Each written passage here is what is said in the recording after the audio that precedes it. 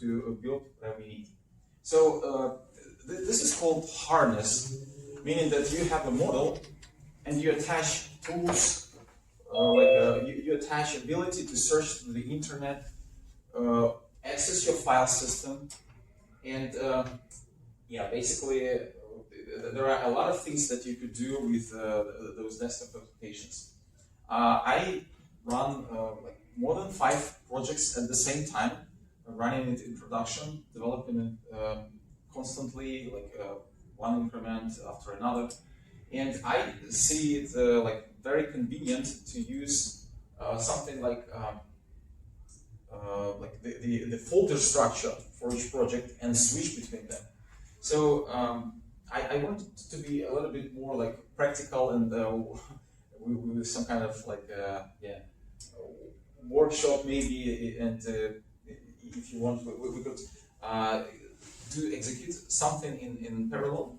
So I'm just going to bring this Claude Code to the screen and show you a little bit of, this is the overall statistics, but yeah, that's the way you could organize your projects. So for example, I have many of them on the left. Each one is just like the folder where you could start typing something and leverage all those MCP tools, connected skills that are connected to the tool that we're using, the desktop.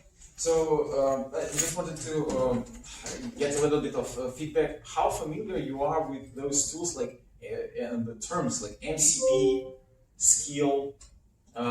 Shall I just stop a little bit here and explain in detail what it is, or like just raise your hand if you know what MCP means, and yeah, we could start from here. Anybody experience this? Yes. Remember that there is also the Zoom people. Right, exactly, exactly. And I'm asking this for everybody who's present here. So model context protocol. Right, exactly.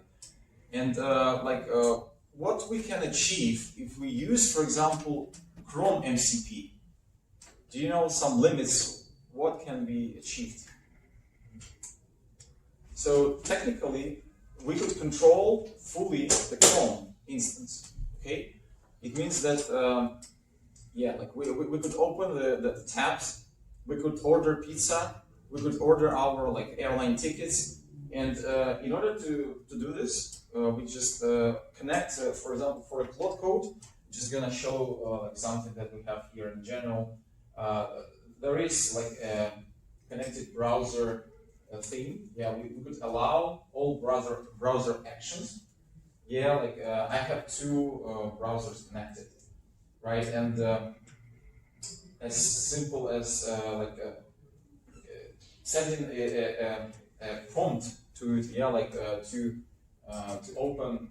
Like I'm just gonna dictate something for it. So open my Chrome browser and just open World Cup 26 page to see what was the last result, like how France played against Senegal.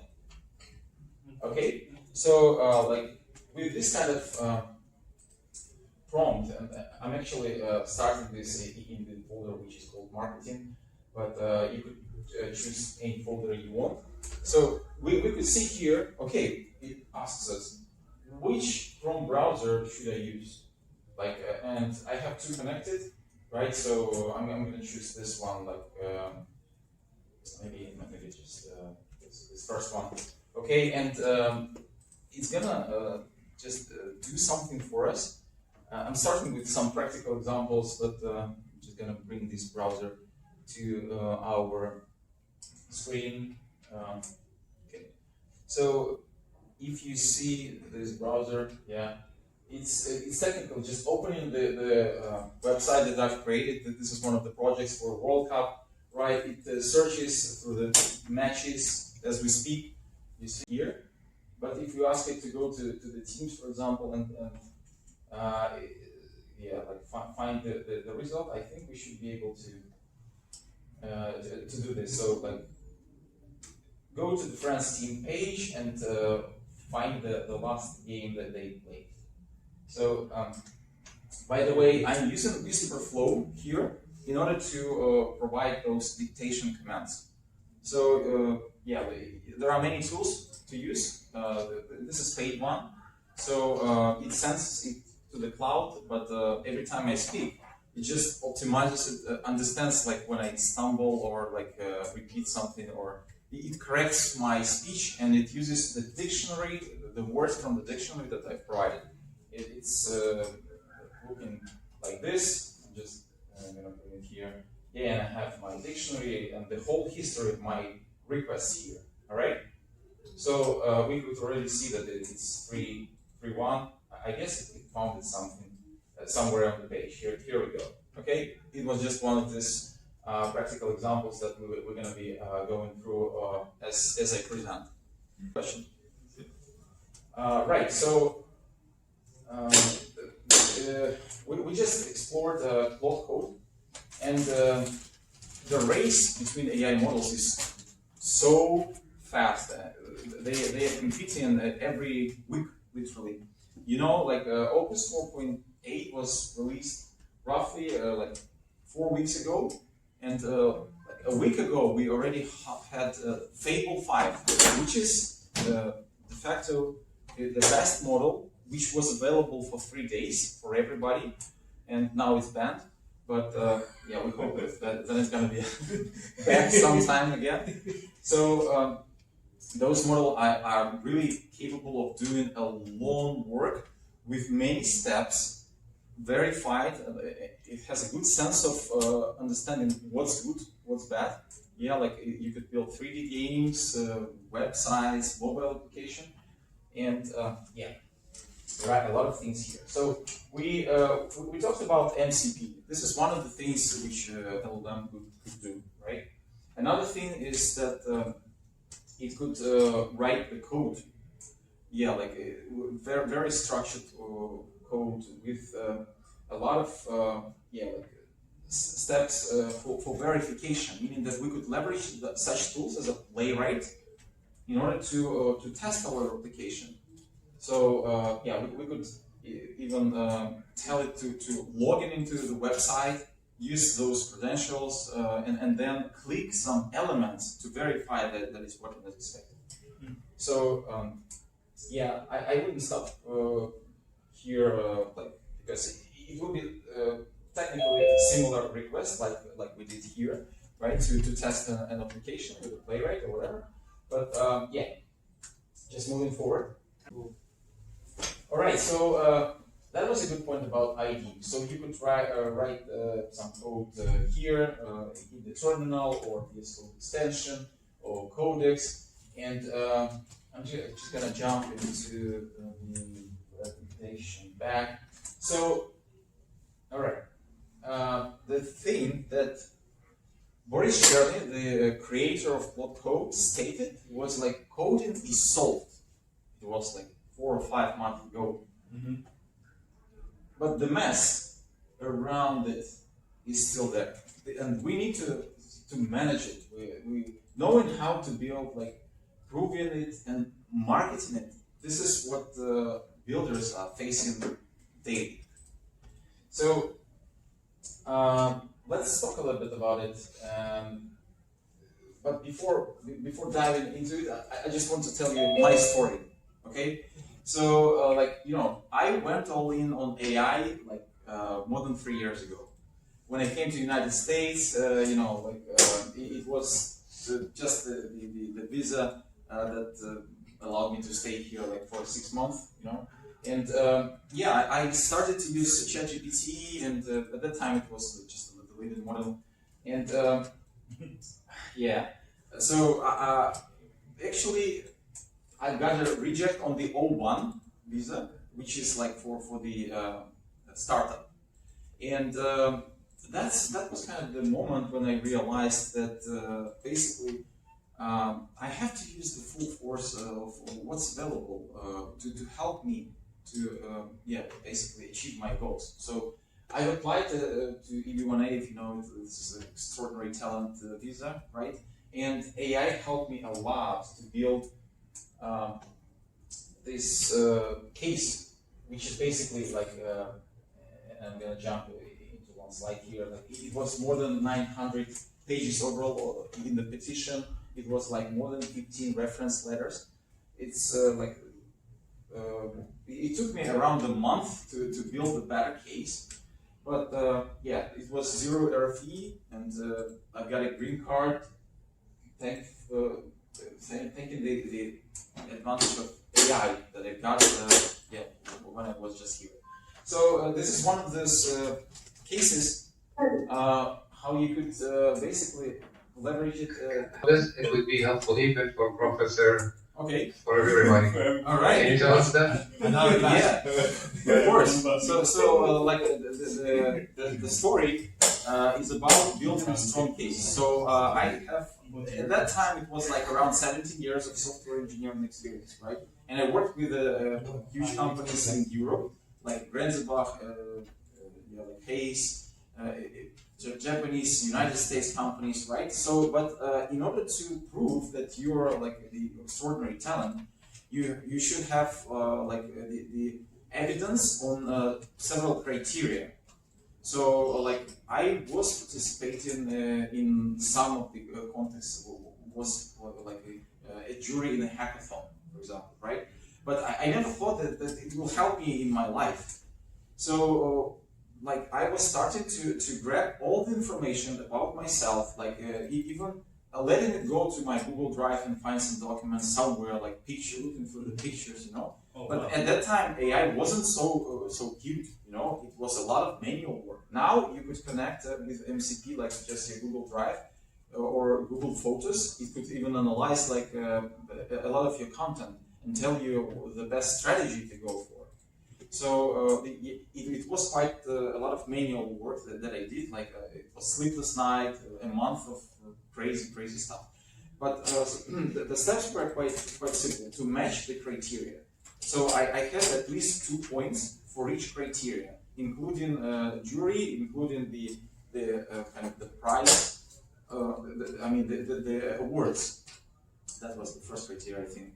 And yeah, I met a couple of great people who helped me to get those publications. And a couple of them were already in Russian media, so it was translated. It was a work that took me a long time to put it in a great shape.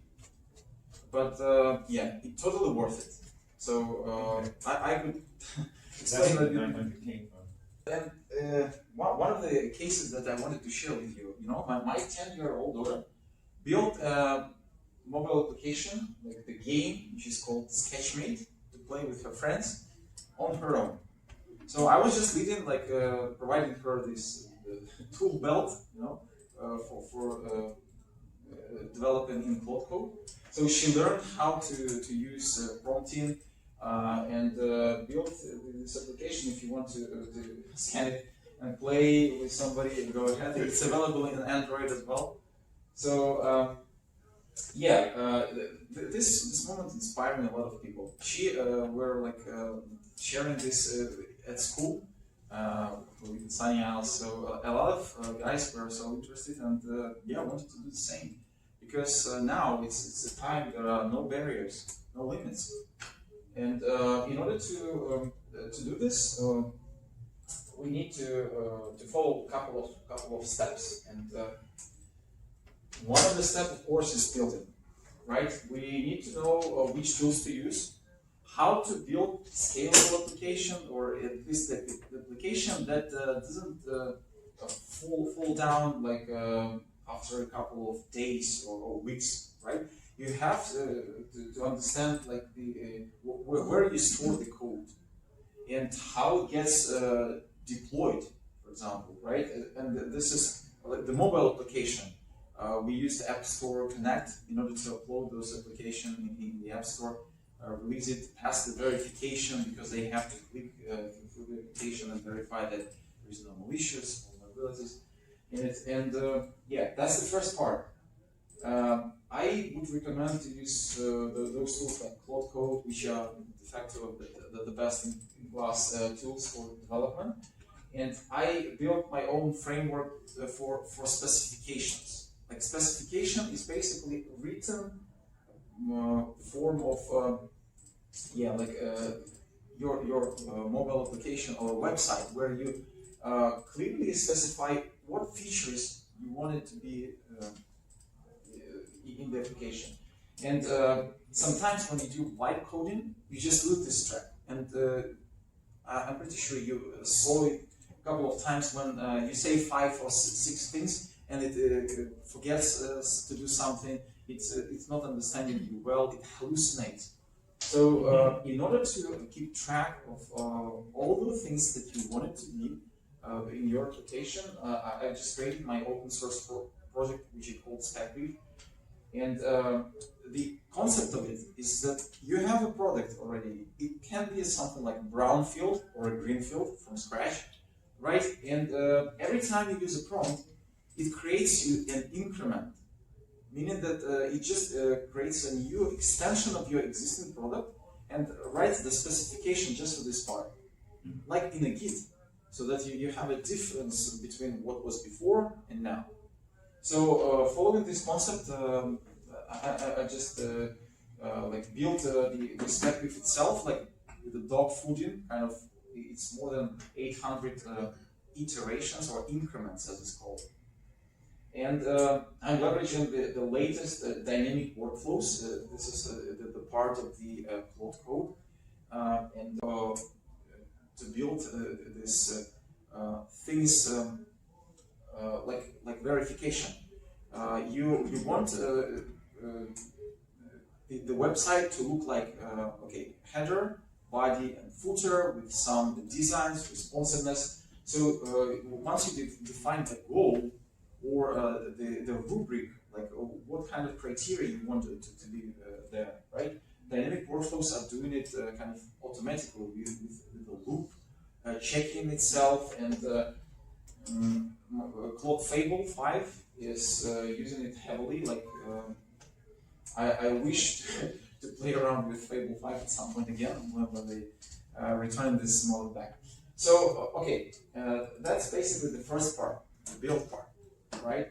The second part, market, which sometimes should be coming actually even earlier than building it. I always make this mistake shipping the products. Marketing is even more important if you want to sell something and ship it for a lot of people around the globe. So for marketing, I found it really helpful to use the tool like Posters.